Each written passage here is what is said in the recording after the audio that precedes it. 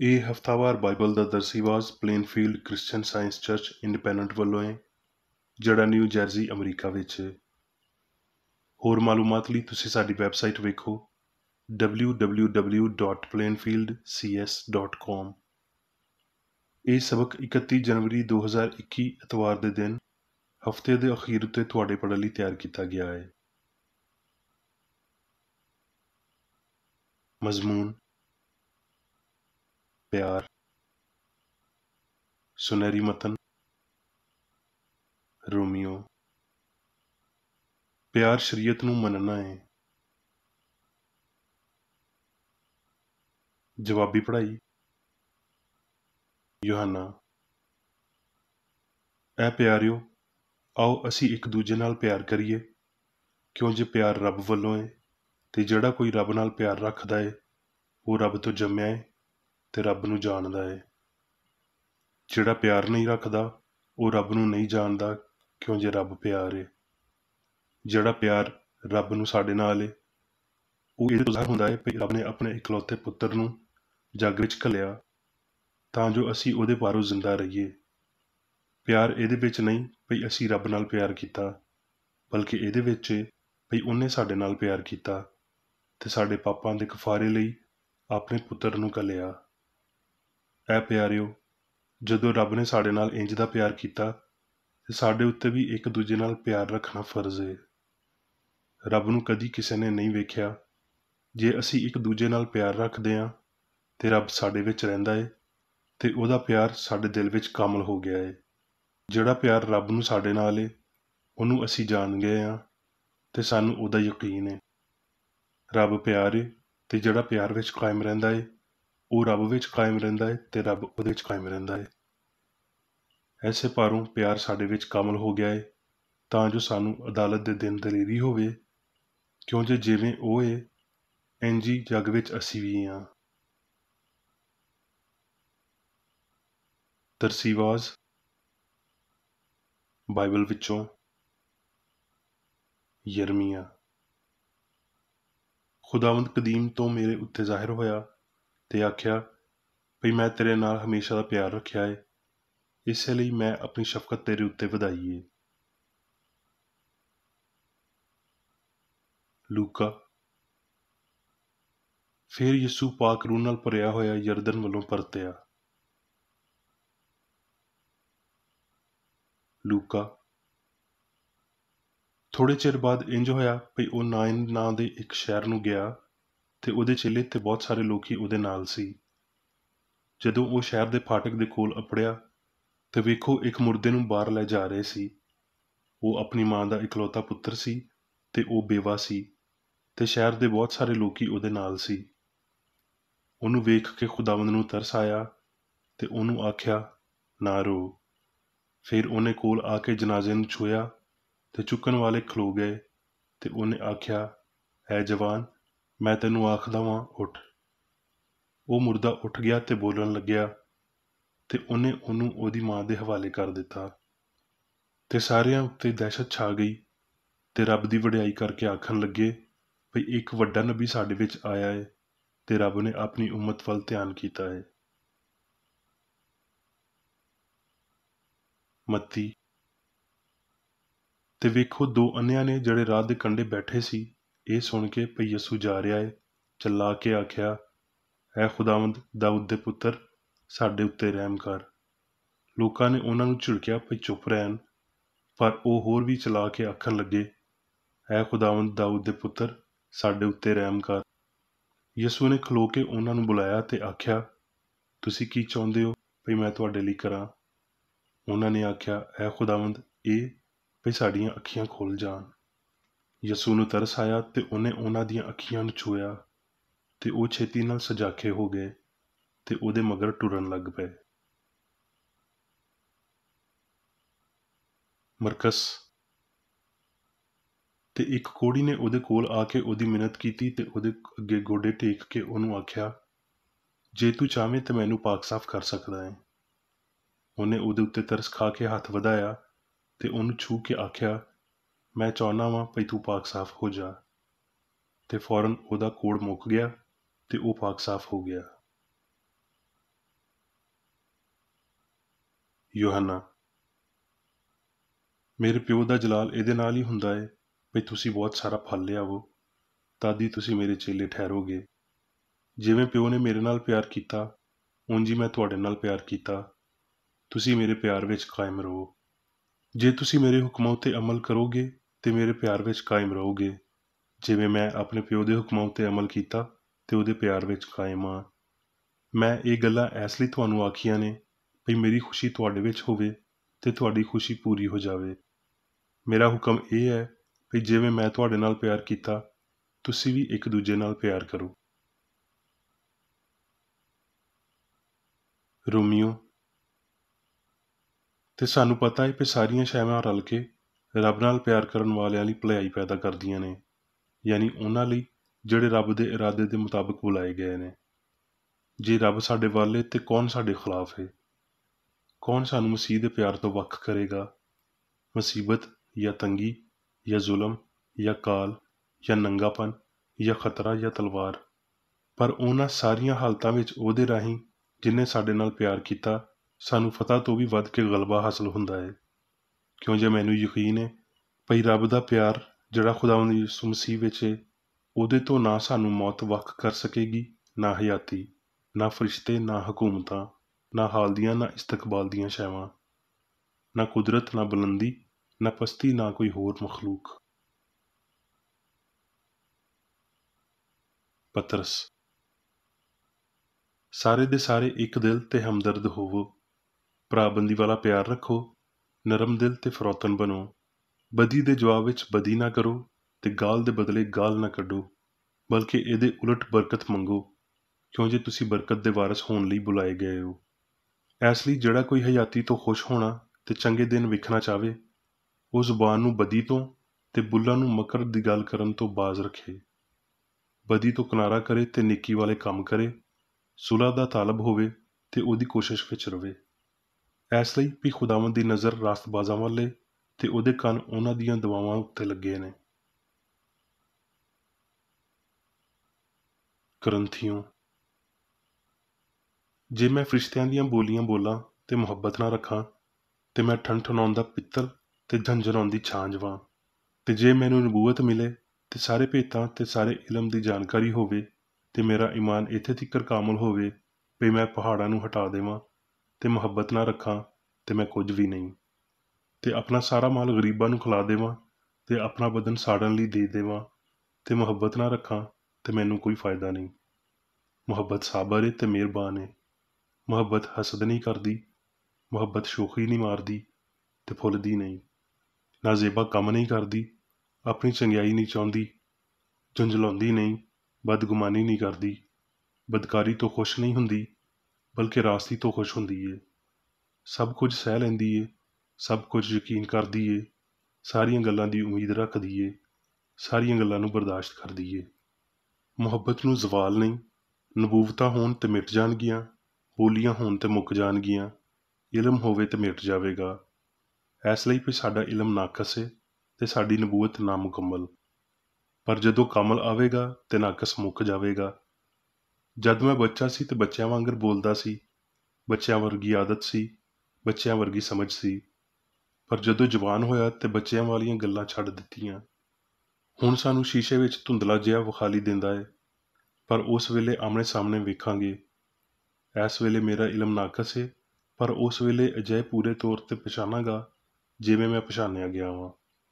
ਯਾਨੀ ਈਮਾਨ, ਉਮੀਦ, ਮੁਹੱਬਤ, ਇਹ ਤਿੰਨੇ ਦਾਇਮੀ ਨੇ, ਪਰ ਅਫਜ਼ਲ ਇਹਨਾਂ ਵਿੱਚੋਂ ਮੁਹੱਬਤ ਏ। ਹੁਣ ਮੈਂ ਮੇਰੀ ਬੇਕਰ ਰੈਡੀ ਦੀ ਲਿਖੀ ਹੋਈ ਕ੍ਰਿਸਚਨ ਸਾਇੰਸ ਦੀ ਦਰਸੀ ਕਿਤਾਬ ਸਾਇੰਸ ਤੇ ਸਿਹਤ ਆਇਤਾਂ ਦੀ ਕੁੰਜੀ ਦੇ ਨਾਲ ਵਿੱਚੋਂ ਲਈਆਂ ਹੋਈਆਂ ਲਿਖਾਈਆਂ ਪੜ੍ਹਾਂਗਾ। ਸਾਇੰਸ ਤੇ ਸਿਹਤ। ਰੱਬ ਮੁਹੱਬਤ ਏ, ਇਹਦੇ ਤੋਂ ਬਹੁਤਾ ਅਸੀਂ ਮੰਗ ਨਹੀਂ ਸਕਦੇ, ਇਹਦੇ ਤੋਂ ਉੱਚਾ ਅਸੀਂ ਵੇਖ ਨਹੀਂ ਸਕਦੇ ਤੇ ਇਹਦੇ ਤੋਂ ਅੱਗੇ ਅਸੀਂ ਜਾ ਨਹੀਂ ਸਕਦੇ। ਕ੍ਰਿਸਚਨ ਸਾਇੰਸ ਦਾ ਜ਼ਰੂਰੀ ਹਿੱਸਾ ਦਿਲ ਤੇ ਜਾਨ ਪਿਆਰ ਏ। ਖਤ ਇਸ ਤੋਂ ਬਗੈਰ ਸਾਇੰਸ ਦਾ ਮੁਰਦਾ ਜਿਸਮ ਬੇਜਾਨ, ਠੰਡਾ, ਬੇਹਿੱਸ ਏ। ਮੁਹੱਬਤ ਕ੍ਰਿਸਚਨ ਸਾਇੰਸ ਦੇ ਕਾਨੂੰਨ ਨੂੰ ਪੂਰਾ ਕਰਦੀ ਏ। ਤੇ ਇਸ ਲਈ ਅਸੂਲ ਤੋਂ ਬਗੈਰ ਕੁਝ ਵੀ ਸਮਝਿਆ ਜਾਣ ਵਾਲਾ ਤੇ ਜ਼ਾਹਰ ਹੋਣ ਵਾਲਾ ਅਸਮਾਨੀ ਕਿਤਾਬ ਦੀ ਬਸੀਰਤ ਨੂੰ ਆਰਾਸਤਾ ਨਹੀਂ ਕਰ ਸਕਦਾ। ਇਹ ਕਿਤਾਬ ਜਿਹੜੀ ਸੱਚਾਈ ਦੇ ਨਾਲ ਗਲਤੀ ਦੀਆਂ 7 ਮੋਹਰਾਂ ਖੋਲ੍ਹਦੀ ਏ, ਜਾਂ ਪਾਪ, ਬਿਮਾਰੀ ਤੇ ਮੌਤ ਦੇ ਹਜ਼ਾਰਾਂ ਵਹਿਮਾਂ ਨੂੰ ਬੇਨਕਾਬ ਕਰਦੀ ਏ। ਸ਼ਫਾ ਤੇ ਤਾਲੀਮ ਦੋਵਾਂ ਵਿੱਚ ਰੱਬ ਤੇ ਇਨਸਾਨ ਨਾਲ ਪਿਆਰ ਸੱਚਾ ਪਿਆਰ ਏ। ਪਿਆਰ ਰਾਹ ਨੂੰ ਮੁਤਾਸਰ ਕਰਦਾ, ਰੌਸ਼ਨ ਕਰਦਾ, ਚੁਣਦਾ ਤੇ ਰਹਿਨੁਮਾਈ ਕਰਦਾ ਏ। ਦਰੁਸਤ ਮਕਸਦ ਖਿਆਲਾਂ ਨੂੰ ਸ਼ਹਿ ਦਿੰਦੇ ਤੇ ਕਲਾਮ ਤੇ ਅਮਾਲਾਂ ਨੂੰ ਤਾਕਤ ਤੇ ਆਜ਼ਾਦੀ ਦਿੰਦੇ ਨੇ। ਲਾਮਤਨਾਹੀ ਪਿਆਰ ਦੀ ਡੂੰਘਾਈ, ਚੌੜਾਈ, ਲੰਬਾਈ, ਤਾਕਤ, ਵਡਿਆਈ ਤੇ ਜਲਾਲ ਸਾਰੇ ਖਲਾ ਨੂੰ ਭਰਦੇ ਨੇ। ਇਹ ਬਹੁਤ ਏ। ਜੋ ਕੁਝ ਵਜੂਦ ਰੱਖਦਾ ਏ, ਇਨਸਾਨੀ ਜ਼ੁਬਾਨ ਉਹਦਾ ਬਸ ਬਹੁਤ ਘੱਟ ਹਿੱਸਾ ਦੁਹਰਾ ਸਕਦੀ ਏ। ਇਨਸਾਨ ਵੱਲੋਂ ਇੱਕ ਕਾਮਲ ਮਿਸਾਲੀ ਬਸ਼ਰ ਆਪਣੇ ਲਾਮਹਦੂਦ ਅਸੂਲ ਪਿਆਰ ਤੋਂ ਵੱਧ ਨਾ ਵੇਖਿਆ ਗਿਆ ਏ, ਨਾ ਸਮਝਿਆ ਗਿਆ ਏ। ਇਲਾਹੀ ਪਿਆਰ ਨੇ ਹਮੇਸ਼ਾ ਇਨਸਾਨ ਦੀ ਲੋੜ ਨੂੰ ਪੂਰਾ ਕੀਤਾ ਏ ਤੇ ਹਮੇਸ਼ਾ ਪੂਰਾ ਕਰੇਗੀ। ਇਸ ਗੱਲ ਦਾ ਤਸੱਵੁਰ ਕਰਨਾ ਠੀਕ ਨਹੀਂ ਭਈ ਯਿਸੂ ਨੇ ਬਸ ਕੁਝ ਖਾਸ ਤਾਦਾਦ ਵਿੱਚ ਜਾਂ ਥੋੜ੍ਹੇ ਜਿਹੇ ਵੇਲੇ ਤੀਕਰ ਸ਼ਫਾ ਦੇਣ ਲਈ ਇਲਾਹੀ ਤਾਕਤ ਦਾ ਮੁਜ਼ਾਹਿਰਾ ਕੀਤਾ, ਕਿਉਂ ਜੇ ਇਲਾਹੀ ਪਿਆਰ ਸਾਰੇ ਲੋਕਾਂ ਲਈ ਹਰ ਵੇਲੇ ਸਭ ਕੁਝ ਦਿੰਦੀ ਏ। ਫਜ਼ਲ ਦਾ ਮੌਜਜ਼ਾ ਮੁਹੱਬਤ ਲਈ ਕੋਈ ਮੌਜਜ਼ਾ ਨਹੀਂ ਏ। ਯਿਸੂ ਨੇ ਮਾਦੀਅਤ ਦੀ ਨਾਅਹਿਲੀਅਤ ਨੂੰ ਉਹਦੇ ਨਾਲ ਰੂਹ ਦੀ ਲਾਮਹਿਦੂਦ ਕਾਬਲੀਅਤ ਨੂੰ ਜ਼ਾਹਰ ਕੀਤਾ। ਇੰਜ ਗਲਤੀ ਕਰਨ ਵਾਲੇ ਇਨਸਾਨੀ ਫਹਿਮ ਨੂੰ ਖੁਦ ਦੀਆਂ ਸਜ਼ਾਵਾਂ ਤੋਂ ਬਚਣ ਲਈ ਇਲਾਹੀ ਸਾਇੰਸ ਵਿੱਚ ਤਹਫ਼ੁਜ਼ ਲੱਭਣ ਵਿੱਚ ਮਦਦ ਕੀਤੀ। ਦੁਖੀ ਬੰਦਾ ਮਾਦੀ ਹਯਾਤੀ ਤੇ ਜ਼ਹਾਨਤ ਦੇ ਅਦਮ ਨੂੰ ਤੇ ਕਾਦਰ ਜਾਮੇ ਰੱਬ ਚੰਗਿਆਈ ਦੀ ਕਾਦਰ ਅਸਲੀਅਤ ਨੂੰ ਚੰਗੀ ਤਰ੍ਹਾਂ ਸਮਝਦਾ ਏ। ਸ਼ਫਾਈਆ ਸਿਆਨ ਜਾਂ ਕ੍ਰਿਸਚਨ ਸਾਇੰਸ ਦੇ ਇਹ ਅਫਜ਼ਲ ਨੁਕਤੇ ਨੇ ਜਿਨ੍ਹਾਂ ਨੇ ਉਹਨੂੰ ਮੁਹੱਬਤ ਨਾਲ ਲੇਸ ਕੀਤਾ। ਰੱਬ ਦੇ ਆਲਾ ਤਰੀਨ ਨੁਮਾਇੰਦੇ ਨੇ ਇਲਾਹੀ ਅਸੂਲ ਦੀ ਅਕਾਸੀ ਲਈ ਇਨਸਾਨੀ ਕਾਬਲੀਅਤ ਦੇ ਬਾਰੇ ਗੱਲ ਕਰਦਿਆਂ ਹੋਏ ਆਪਣੇ ਚੇਲਿਆਂ ਨੂੰ ਪੇਸ਼ਨਗੋਈ ਦੇ ਤੌਰ ਤੇ ਨਾ ਸਿਰਫ ਆਪਣੇ ਦੌਰ ਬਲਕਿ ਹਰ ਦੌਰ ਲਈ ਆਖਿਆ, ਜਿਹੜਾ ਮੇਰੇ ਉੱਤੇ ਈਮਾਨ ਰੱਖਦਾ ਏ, ਇਹ ਕੰਮ ਜਿਹੜੇ ਮੈਂ ਕਰਦਾ ਵਾਂ ਉਹ ਵੀ ਕਰੇਗਾ ਤੇ ਈਮਾਨ ਲਿਆਉਣ ਵਾਲਿਆਂ ਦੇ ਵਿਚਾਲੇ ਇਹ ਮੌਜਜ਼ੇ ਹੋਣਗੇ। ਯਿਸੂ ਦੀ ਮਸ਼ਹੂਰੀ ਉਹਦੇ ਕਿਰਦਾਰ ਦੇ ਬਿਲਕੁਲ ਉਲਟ ਸੀ। ਕਿਉਂ?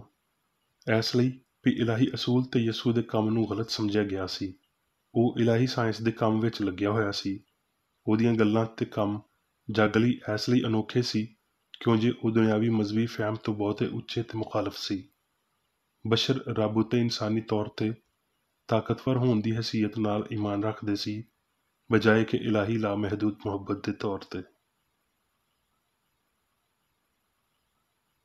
ਉਹਦੀ ਤਾਲੀਮ ਤੇ ਨਮੂਨੇ ਮਗਰ ਟੁਰਨ ਨੂੰ ਕੌਣ ਤਿਆਰ ਏ? ਸਾਰਿਆਂ ਨੇ ਛੇਤੀ ਜਾਂ ਕੁਝ ਚਿਰ ਬਾਅਦ ਮਸੀਹ ਯਾਨੀ ਰੱਬ ਦੇ ਅਸਲੀ ਤਸੱਵੁਰ ਵਿੱਚ ਆਪਣੇ ਆਪ ਨੂੰ ਜੋੜਨਾ ਏ। ਯਿਸੂ ਦੀ ਇੰਤਹਾਈ ਇਨਸਾਨੀ ਕੁਰਬਾਨੀ ਦੀ ਹਦਾਇਤ ਇਹ ਸੀ ਭਈ ਉਹ ਆਪਣਾ ਖਰੀਦਿਆ ਹੋਇਆ ਪਾਕ ਖਜ਼ਾਨਾ ਪਾਪ ਆਲੂਦ ਇਨਸਾਨ ਦੇ ਖਾਲੀ ਗੁਦਾਮਾਂ ਵਿੱਚ ਆਜ਼ਾਦੀ ਨਾਲ ਪਾਵੇ। ਉਹਦੇ ਇਲਾਹੀ ਇਖਤਿਆਰ ਦੀ ਗਵਾਹੀ ਵਿੱਚ ਉਹਨੇ ਇਹ ਸਬੂਤ ਫਰਾਹਮ ਕੀਤਾ ਭਈ ਹਯਾਤੀ, ਸੱਚਾਈ ਤੇ ਮੁਹੱਬਤ ਬਿਮਾਰੀ ਤੇ ਪਾਪੀ ਨੂੰ ਸ਼ਿਫਾ ਦਿੰਦੇ ਨੇ ਤੇ ਅਕਲ ਦੇ ਪਾਰੋਂ ਨਾ ਕਿ ਮਾਦੇ ਦੇ ਪਾਰੋਂ ਮੌਤ ਉੱਤੇ ਫਤਹ ਪਾਉਂਦੇ ਨੇ। ਇਲਾਹੀ ਮੁਹੱਬਤ ਦਾ ਇਹ ਸਭ ਤੋਂ ਉੱਚਾ ਸਬੂਤ ਸੀ ਜਿਹੜਾ ਉਹ ਪੇਸ਼ ਕਰ ਸਕਦਾ ਸੀ। ਕੀ ਲਾਪਰਵਾਹ ਡਾਕਟਰ, ਨਰਸ, ਬਵਰਚੀ ਤੇ ਸਖਤ ਕੰਮ ਕਰਨ ਵਾਲਾ ਬੰਦਾ ਹਮਦਰਦੀ ਨਾਲ ਉਹਨਾਂ ਕੰਡਿਆਂ ਤੋਂ ਵਾਕਿਫ ਹੁੰਦੇ ਨੇ ਜਿਹੜੇ ਉਹ ਬਿਮਾਰ ਤੇ ਉਸ ਅਸਮਾਨੀ ਬਿਮਾਰ ਦੇ ਸਰਾਣੇ ਵਿੱਚ ਲਾਉਂਦੇ ਨੇ ਜਿਹੜਾ ਧਰਤੀ ਤੋਂ ਦੂਰ ਵਿਖਾਲੀ ਦਿੰਦਾ ਹੋਵੇ? ਕੀ ਉਹ ਜਾਣਦੇ ਸੀ ਭਈ ਇਹ ਇਲਮ ਬਿਮਾਰ ਨੂੰ ਸ਼ਿਫਾ ਦੇਣ ਤੇ ਉਹਨਾਂ ਦੇ ਮਦਦਗਾਰਾਂ ਨੂੰ ਤਿਆਰ ਕਰਨ ਲਈ ਖੁਦਾਵੰਦ ਪੁਕਾਰਨ ਦੀ ਬਜਾਏ ਬਹੁਤਾ ਕੰਮ ਕਰਦਾ ਏ? ਯਿਸੂ ਦਾ ਬੇਜ਼ਰਰ ਖਿਆਲ ਆਪਣੀ ਜਾਨ ਦੀ ਫਿਕਰ ਨਾ ਕਰੋ ਵਰਗੇ ਲਫ਼ਜ਼ਾਂ ਦੀ ਅਦਾਇਗੀ ਪਾਉਂਦਿਆਂ ਹੋਏ ਬਿਮਾਰ ਨੂੰ ਸ਼ਿਫਾ ਦੇਵੇਗਾ ਤੇ ਉਹਨਾਂ ਨੂੰ ਬਦਨੀ ਖਿਆਲ ਅਪਣਾਉਣ ਤੇ ਇਲਾਜ ਕਰਨ ਲਈ ਫਰਜ਼ੀ ਲੋੜ ਨੂੰ ਉਭਾਰਨ ਦੇ ਕਾਬਲ ਬਣਾਉਂਦਾ ਏ। ਪਰ ਜੇ ਬੇਗਰਜ਼ ਮੁਹੱਬਤ ਦਾ ਘਾਟਾ ਹੋਵੇ ਤੇ ਆਮ ਫਹਿਮ ਤੇ ਆਮ ਇਨਸਾਨੀਅਤ ਨੂੰ ਨਜ਼ਰਅੰਦਾਜ਼ ਕੀਤਾ ਜਾਵੇ ਤੇ ਕਿਹੜੀ ਜ਼ਿਹਨੀ ਕਾਬਲੀਅਤ ਬਾਕੀ ਰਹਿੰਦੀ ਏ ਜਿਹਦੇ ਪਾਰੋਂ ਰਾਸਤਬਾਜ਼ੀ ਦੇ ਫੈਲੇ ਹੋਏ ਬਾਜ਼ੂ ਨਾਲ ਸ਼ਿਫਾ ਨੂੰ ਜ਼ਾਹਿਰ ਕੀਤਾ ਜਾ ਸਕੇ? ਜੇ ਸਾਇੰਸਦਾਨ ਇਲਾਹੀ ਮੁਹੱਬਤ ਦੇ ਪਾਰੋਂ ਆਪਣੇ ਮਰੀਜ਼ ਤੀਕਰ ਅਪੜਦਾ ਏ ਤੇ ਸ਼ਫਾਈਆ ਕੰਮ ਇੱਕ ਹੀ ਆਮਦ ਵਿੱਚ ਮੁਕੰਮਲ ਹੋ ਜਾਵੇਗਾ ਤੇ ਬਿਮਾਰੀ ਆਪਣੇ ਅਬਾਈ ਅਦਮ ਵਿੱਚ ਗਾਇਬ ਹੋ ਜਾਵੇਗੀ, ਜਿਵੇਂ ਵੀ ਫਜਰ ਦੇ ਵੇਲੇ ਸੂਰਜ ਦੀ ਲੋਅ ਤੋਂ ਪਹਿਲਾਂ ਤਰੀਲ ਹੁੰਦੀ ਏ। ਜੇ ਸਾਇੰਸਦਾਨ ਵਿੱਚ ਆਪਣੀ ਖੁਦ ਦੀ ਮੁਆਫ਼ੀ ਜਿੱਤਣ ਲਈ ਕਾਫ਼ੀ ਮਸੀਹੀ ਮੁਹੱਬਤ ਤੇ ਅਜਿਹੀ ਤਾਰੀਫ਼ ਪਾਈ ਜਾਂਦੀ ਏ ਜਿਵੇਂ ਮਗਦਲੀਨੀ ਨੇ ਯਸੂ ਤੋਂ ਪਾਈ, ਤੇ ਸਾਇੰਸੀ ਤੌਰ ਤੇ ਅਮਲ ਕਰਨ ਲਈ ਤੇ ਹਮਦਰਦੀ ਨਾਲ ਮਰੀਜ਼ਾਂ ਦੇ ਨਾਲ ਸਲੂਕ ਕਰਨ ਲਈ ਉਹ ਚੰਗਾ ਮਸੀਹੀ ਏ, ਤੇ ਨਤੀਜਾ ਰੂਹਾਨੀ ਇਰਾਦੇ ਦੇ ਨਾਲ ਮੁਤਾਬਕਤ ਰੱਖੇਗਾ। ਦੁੱਖ ਸਹਿਣ ਵਾਲੇ ਗਰੀਬ ਦਿਲ ਨੂੰ ਮੁਨਾਸਬ ਗ਼ਜ਼ਾਈਅਤ ਦੀ ਲੋੜ ਹੁੰਦੀ ਏ, ਜਿਵੇਂ ਪਈ ਸਕੂਨ, ਮੁਸੀਬਤ ਵਿੱਚ ਸਬਰ ਤੇ ਪਿਆਰੇ ਪਿਓ ਦੀ ਸ਼ਫਕਤ, ਹਮਦਰਦੀ ਦਾ ਅਨਮੋਲ ਫਹਿਮ। ਉਹ ਤਬੀਬ ਜਿਹੜਾ ਆਪਣੇ ਸਾਥੀ ਇਨਸਾਨ ਲਈ ਹਮਦਰਦੀ ਦੀ ਕਮੀ ਰੱਖਦਾ ਏ, ਇਨਸਾਨੀ ਅਹਿਸਾਸ ਵਿੱਚ ਨਾਮੁਕੰਮਲ ਏ, ਤੇ ਇਹ ਆਖਣ ਲਈ ਸਾਡੇ ਕੋਲ ਰਸੂਲੀ ਫਰਮਾਨ ਏ ਵੀ ਜਿਹੜਾ ਆਪਣੇ ਭਰਾ ਨਾਲ ਜਿਹਨੂੰ ਉਹਨੇ ਵੇਖਿਆ ਏ ਪਿਆਰ ਨਹੀਂ ਰੱਖਦਾ, ਉਹ ਰੱਬ ਨਾਲ ਵੀ ਜਿਹਨੂੰ ਉਹਨੇ ਨਹੀਂ ਵੇਖਿਆ ਪਿਆਰ ਨਹੀਂ ਰੱਖ ਸਕਦਾ। ਇਸ ਰੂਹਾਨੀ ਅਹਿਸਾਸ ਦੇ ਨਾ ਹੁੰਦਿਆਂ ਹੋਏ ਤਬੀਬ ਇਲਾਹੀ ਸਿਆਣੂ ਤੇ ਯਕੀਨ ਦੀ ਕਮੀ ਰੱਖਦਾ ਏ, ਤੇ ਉਹ ਲਾਮਹਿਦੂਦ ਪਿਆਰ ਨਾਲ ਵਾਕਿਫ ਨਹੀਂ ਏ ਜਿਹੜਾ ਇਕੱਲਾ ਸ਼ਫਾਈਆ ਤਾਕਤ ਅਤਾ ਕਰਦਾ ਏ। ਮੁਹੱਬਤ ਮਾੜੇ ਰੂਹਾਨੀ ਖਿਆਲ ਨੂੰ ਤਾਕਤ, ਲਾਫਾਨੀਅਤ ਤੇ ਭਲਾਈ ਦਿੰਦੀ ਏ, ਜਿਹੜੀ ਸਾਰਿਆਂ ਵਿੱਚ ਇੰਝ ਚਮਕਦੀ ਏ ਜਿਵੇਂ ਇੱਕ ਨਵੀਂ ਡੋਡੀ ਟਹਿਣੀ ਉੱਤੇ ਚਮਕਦੀ ਏ। ਮੇਰੀ ਖਸਤਾ ਹਾਲ ਉਮੀਦ ਉਸ ਖੁਸ਼ੀ ਦੇ ਦਿਨ ਦਾ ਅਹਿਸਾਸ ਦਿਲਾਉਣ ਦੀ ਕੋਸ਼ਿਸ਼ ਕਰਦੀ ਏ ਜਦੋਂ ਇਨਸਾਨ ਮਸੀਹ ਦੀ ਸਾਇੰਸ ਨੂੰ ਸਮਝੇਗਾ ਤੇ ਆਪਣੇ ਗਵਾਂਢੀ ਨਾਲ ਆਪਣੀ ਤਰ੍ਹਾਂ ਹੀ ਮੁਹੱਬਤ ਰੱਖੇਗਾ, ਜਦੋਂ ਉਹ ਇਹ ਜਾਣੇਗਾ ਭਈ ਰੱਬ ਕਾਦਰ ਮੁਤਲਕ ਏ ਤੇ ਜੋ ਕੁਝ ਉਹਨੇ ਇਨਸਾਨ ਲਈ ਕੀਤਾ ਏ ਤੇ ਕਰ ਰਿਹਾ ਏ ਉਹਦੇ ਵਿੱਚ ਇਲਾਹੀ ਮੁਹੱਬਤ ਦੀ ਸ਼ਫਾਈਆ ਤਾਕਤ ਨੂੰ ਜਾਣੇਗਾ। ਵਾਅਦੇ ਪੂਰੇ ਕੀਤੇ ਜਾਣਗੇ। ਇਲਾਹੀ ਸ਼ਫਾਅਤ ਦੇ ਦੁਬਾਰਾ ਜ਼ਾਹਰ ਹੋਣ ਦਾ ਵੇਲਾ ਹਮਾਂ ਵੇਲਾ ਹੁੰਦਾ ਏ, ਤੇ ਜੋ ਕੋਈ ਵੀ ਆਪਣਾ ਧਰਤੀ ਵਾਲਾ ਸਭ ਕੁਝ ਇਲਾਹੀ ਸਾਇੰਸ ਦੀ ਅਲਤਾਰ ਉੱਤੇ ਰੱਖਦਾ ਏ, ਉਹ ਹੁਣ ਮਸੀਹ ਦੇ ਪਿਆਲੇ ਵਿੱਚੋਂ ਪੀਂਦਾ ਏ, ਤੇ ਉਹ ਰੂਹ ਤੇ ਮਸੀਹੀ ਸ਼ਫਾਅਤ ਦੀ ਤਾਕਤ ਤੋਂ ਮਲਬੂਸ ਹੁੰਦਾ ਏ। ਹੁਣ ਮੈਂ ਮੇਰੀ ਬੇਕਰ ਰੇਡੀ ਵੱਲੋਂ ਚਰਚ ਮੈਨੂਅਲ ਵਿੱਚ ਦਿੱਤੇ ਹੋਏ ਰੋਜ਼ਾਨਾ ਦੇ 3 ਫਰਜ਼ ਪੜਾਂਗਾ। ਰੋਜ਼ਾਨਾ ਦੀ ਦੁਆ। ਇਸ ਚਰਚ ਦੇ ਹਰ ਰੁਕਨ ਦਾ ਇਹ ਫਰਜ਼ ਏ ਭਈ ਉਹ ਹਰ ਰੋਜ਼ ਇਹ ਦੁਆ ਕਰੇ, ਤੇਰੀ ਬਾਦਸ਼ਾਹੀ ਆਵੇ, ਇਲਾਹੀ ਸੱਚਾਈ, ਹਯਾਤੀ ਤੇ ਪਿਆਰ ਦੀ ਸਲਤਨਤ ਮੇਰੇ ਅੰਦਰ ਕਾਇਮ ਹੋਵੇ ਤੇ ਸਾਰੇ ਪਾਪ ਮੈਥੋਂ ਨਿਕਲ ਜਾਣ, ਤੇ ਤੇਰਾ ਕਲਾਮ ਸਾਰੇ ਇਨਸਾਨਾਂ ਦੇ ਪਿਆਰ ਨੂੰ ਵਧਾਵੇ ਤੇ ਉਹਨਾਂ ਉੱਤੇ ਹੁਕੂਮਤ ਕਰੇ। ਮਕਸਦਾਂ ਤੇ ਕੰਮਾਂ ਦਾ ਇੱਕ ਅਸੂਲ। ਨਾ ਕੋਈ ਮੁਖਾਲਫਤ ਤੇ ਨਾ ਕੋਈ ਜ਼ਾਤੀ ਤਾਲੁਕ ਮਾਦਰੀ ਚਰਚ ਦੇ ਕਿਸੇ ਰੁਕਨ ਦੇ ਮਕਸਦਾਂ ਜਾਂ ਕੰਮਾਂ ਉੱਤੇ ਅਸਰ ਕਰਨੇ ਚਾਹੀਦੇ। ਸਾਇੰਸ ਵਿੱਚ ਬਸ ਇਲਾਹੀ ਪਿਆਰ ਹੀ ਹੁਕੂਮਤ ਕਰਦਾ ਏ, ਤੇ ਇੱਕ ਮਸੀਹੀ ਸਾਇੰਸਦਾਨ ਪਾਪ ਨੂੰ ਰੱਦ ਕਰਦਿਆਂ ਹੋਏ ਸੁੱਚੀ ਭਰਾਬੰਦੀ, ਖੈਰਾਤ ਪਸੰਦੀ ਤੇ ਮੁਆਫੀ ਨਾਲ ਪਿਆਰ ਦੀਆਂ ਮਿੱਠੀਆਂ ਸੱਚਾਈਆਂ ਦਾ ਪਰਛਾਵਾਂ ਬਣਦਾ ਏ। ਇਸ ਚਰਚ ਦੇ ਸਾਰੇ ਰੁਕਨਾਂ ਨੂੰ ਸਾਰੇ ਪਾਪਾਂ ਤੋਂ, ਗਲਤ ਤਰ੍ਹਾਂ ਦੀਆਂ ਪੇਸ਼ਨਗੋਈਆਂ, ਮੁਨਸਫੀਆਂ, ਮੁਜ਼ਮਤਾਂ, ਸਲਾਹਾਂ, ਗਲਤ ਅਸਰਾਂ ਨੂੰ ਲੈਣ ਤੇ ਗਲਤ ਅਸਰ ਦੇਣ ਤੋਂ ਆਜ਼ਾਦ ਰਹਿਣ ਲਈ ਹਰ ਰੋਜ਼ ਖਿਆਲ ਰੱਖਣਾ ਚਾਹੀਦਾ ਏ ਤੇ ਦੁਆ ਕਰਨੀ ਚਾਹੀਦੀ ਏ। ਫਰਜ਼ ਲਈ ਚੁਸਤੀ। ਇਸ ਚਰਚ ਦੇ ਹਰ ਰੁਕਨ ਦਾ ਇਹ ਫਰਜ਼ ਏ ਭਈ ਉਹ ਹਰ ਰੋਜ਼ ਜਾਰਹਾਨਾ ਜ਼ੇਨੀ ਸਲਾਹਾਂ ਦੇ ਖਿਲਾਫ ਆਪਣੇ ਆਪ ਨੂੰ ਤਿਆਰ ਰੱਖੇ ਤੇ ਰੱਬ, ਆਪਣੇ ਕਾਇਦ ਤੇ ਇਨਸਾਨਾਂ ਲਈ ਆਪਣੇ ਫਰਜ਼ਾਂ ਨੂੰ ਨਾ ਕਦੀ ਭੁੱਲੇ ਤੇ ਨਾ ਕਦੀ ਨਜ਼ਰਅੰਦਾਜ਼ ਕਰੇ। ਉਹਦੇ ਕੰਮਾਂ ਦੇ ਰਾਹੀਂ ਉਹਦਾ ਇਨਸਾਫ ਹੋਵੇਗਾ, ਉਹ ਬੇਕਸੂਰ ਜਾਂ ਕਸੂਰਵਾਰ ਹੋਵੇਗਾ।